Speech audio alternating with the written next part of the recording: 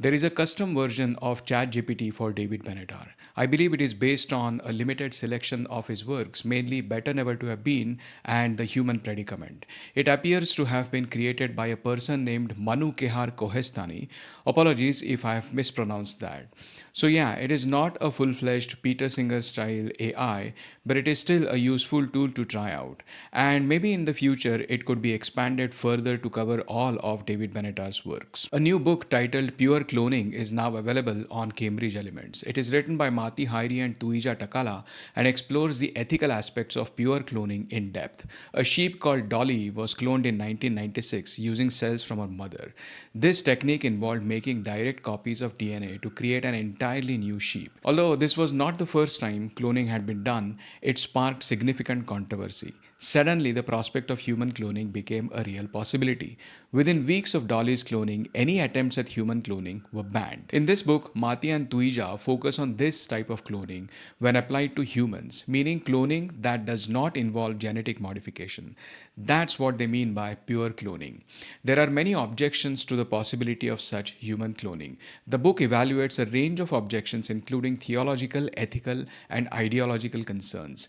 Ethical objections include utilitarian arguments against cloning, deontological, that is, duty based objections such as references to Kantian principles, and teleological, like purpose or virtue based objections. Ideological objections include Georgetown principles, the Barcelona Declaration, and feminist perspectives. The book thoroughly examines all these objections, but then comes a twist. Matti and Tuija demonstrate that the arguments against pure cloning also apply to reproduction in general, and so they conclude the rejection of pure cloning implies the rejection of all reproduction. The rejection of pure cloning is reasonable, therefore, the rejection of all reproduction is reasonable. Speaking of Matti Häyry, he will be giving a presentation about antinatalism in July this year. The presentation is titled No New People, No World, No Purpose. No New People is about antinatalism, particularly Matti's perspective on it. No World represents his extinctionism, and No Purpose reflects nihilism. The presentation will be in Finnish and will include some songs that Matti will likely perform on similar themes. It will take place at an outdoor philosophy event in Finland. This is happening in July 2025, so there are still a few months to go. We will revisit this topic again as the date approaches. There is more news about Matti. Last week, he made a video about killing off Extinction. This week, he released a sequel.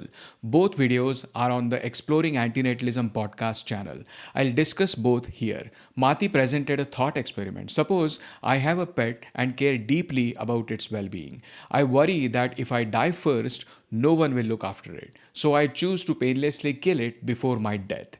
Key points to note here: the killing is painless, like euthanasia, and the decision is based only on the pet's well-being.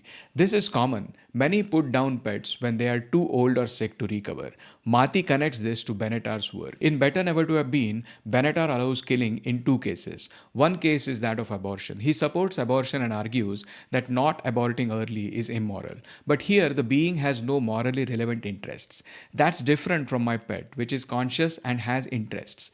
The second case is severe suffering. Benatar writes, life can be so bad that it is better to die, which means death is usually bad but not always harmful. This raises a question: how bad must life be for death to be a benefit? Benatar says the person living that life should decide that. He writes, by a principle of autonomy, we parcel out the authority to make decision about the quality of individual lives to those whose lives they are. But Better Never to Have Been focuses on humans. Matti's experiment involves an animal that cannot decide for itself. So the question is whether Benatar's arguments that extreme suffering can justify death can apply to other animals too. If I understand Matti correctly, he uses this thought experiment in the context of extinction. Just as I might kill my pet before I die, a dying of extinction of humans and a killing of extinction of animals would need to go together. Since Benatar does not object to the individual case, he may not object to the extinction case either.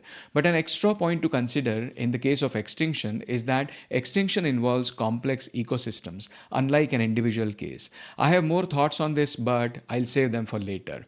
One caveat: killing should be qualified as painless killing or euthanasia, or minimizing pain as much as possible during the process. StarInsider.com did a slideshow on antinatalism. It's more of a photo presentation with brief notes. It has 29 slides which cover general antinatalism, David Benatar's arguments, Arthur Schopenhauer, objections to antinatalism, and environmental antinatalism. Sam Woolfe wrote an excellent article, "Do We Have a Moral Obligation to Continue the Human Race?" For reference, he was also interviewed on the Exploring Antinatalism podcast, episode number 57. At first, the question seems simple. Antinatalists oppose continuing the human race, while pronatalists support it. Case closed. But Sam digs deeper. The question isn't whether human continuation is good or bad, but whether we are morally obligated to continue. The answers vary. One, antinatalists don't want sudden extinction. They prefer a gradual decline to minimize suffering for the last generation, which should be as small as possible. So they want human race to continue, but only for a while. Two, some sentiocentric antinatalists believe extinction should be delayed until all sentient beings are also taken with us. Pronatalists, however, see things differently. Most believe we owe something to future generations, but their motivation to preserve the species often comes from a fear of losing human achievements like art, music, science, etc. Sam argues this is sentimentalism and not moral obligation. So even for pronatalists, human continuation would be supererogatory, that is, going beyond moral duty. Sam's conclusion: the answer is no. He writes, intuitively, it may seem obvious that we are obligated to ensure the human race continues, as the thought of us going extinct can seem like a great moral travesty. But whether such moral obligation exists needs to be justified going beyond sentimentalism. It needs to be shown that future of human race entails goods that justify the resulting harms, or that voluntary human extinction is a form of wrongdoing. A new book is coming out in July, Pronatalism, Discourses and Counterdiscourses, Critical Language and Literacy Studies by Sarah Benesch. Based on its description, the book focuses on women who voluntarily forego having and raising children. It examines reproductive decision-making in context of pronatalist discourses such as maternal instinct, biological clock, and having it all that encourage procreation in some while discouraging it in others. So not exactly an antinatalist book, but could still be of interest to antinatalists. Nimrod did an antinatalism outreach on Valentine's Day with a message, "Make love, not children," in Hebrew. It was in Tel Aviv, and he has also put up a video about it. You can't stop Nimrod. Anyway, some notable videos this week. Stop Having Kids did another outreach and posted a video of it. It was in Washington this time. A Hindi video explaining antinatalism was posted by the channel called Kumar Dharma. Excuse the title, which says "Why should we don't have child?" which actually means "Why shouldn't we have children?" Speaking of antinatalism in other languages, there is a 1 hour 18-minute podcast or discussion about antinatalism, most likely in Indonesian, on the channel called God and Beyond. On the channel Super Y, there is a video recording of Masahiro Morioka's talk from 5th of February at Taipei International Book Fair.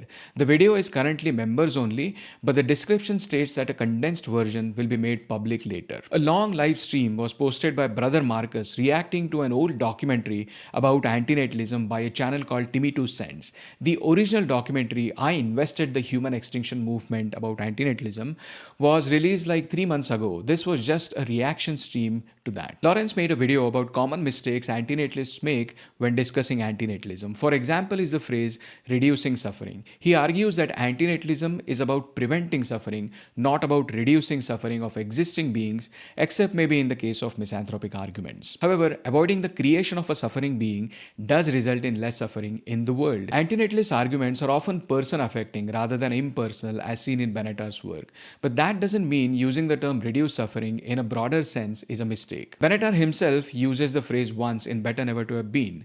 The context is of counterintuitiveness of antinatalist arguments. When one has a powerful argument based on highly plausible premises for a conclusion that, if acted upon, would reduce suffering without depriving the suffering person of anything, but which is rejected merely because of primal psychological features that compromise our judgment, then the counterintuitiveness of the conclusion should not count against it. Technically, reduced suffering is misleading in general, not just in antinatalism. If I take medication for a headache, my pain is relieved, but past suffering isn't reduced. It already happened. What I have really done is prevented any further suffering from occurring. And so, even in case of misanthropic arguments, we are talking about preventing suffering, albeit of existing beings. In short, there are four combinations: reducing suffering and preventing suffering versus existing beings and new beings. Reducing suffering of existing beings is not possible, strictly speaking. We can only talk about reducing suffering in the world. That is usually the sense in which the term is used. Reducing suffering of potential new beings does not make any sense as they are not suffering. Preventing further suffering of existing beings can be done in many different ways, and misanthropic argument for antinatalism is one of them. Also, one can't prevent all possible suffering of existing beings. Preventing potential suffering of potential new beings is possible if we accept philanthropic arguments for antinatalism, and it prevents all possible suffering of those beings. These are all technical points, but I broadly agree with Lawrence. Antinatalism is about preventing suffering. Lawrence covers other mistakes as well. I agree with some of them and have slightly different view on others. I won't go into them here, but it's a great video that explores nuances of antinatalism. Thanks, Lawrence, for making it. And now on to our subsegment of pronatalism this week. The New York Post has published a new article on the growing pronatalist movement in Silicon Valley. It highlights concerns about declining birth rates and the push for technological solutions like IVF, gene editing, and artificial wombs. The article mentions Elon Musk, who has long warned about population collapse, and OpenAI CEO Sam Altman, another vocal supporter of pronatalism. It also focuses on Malcolm and Simone Collins, who promote techno-puritanism and advocate for shaping future generations through reproductive technology. The piece covers the increasing investment in fertility startups and the broader controversy surrounding the movement. Critics argue it promotes eugenics, while supporters see it as a solution to falling birth rates. This is yet another mainstream article drawing attention to the rapid rise of pronatalism among the elite. Usually, concerns about falling birth rates and the push for having more babies are seen as right-wing issues.